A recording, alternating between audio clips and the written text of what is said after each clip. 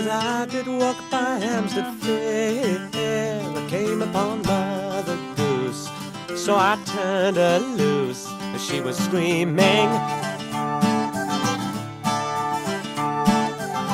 And the foreign student said to me, was it really true? There are elephants and lions too in Piccadilly Circus.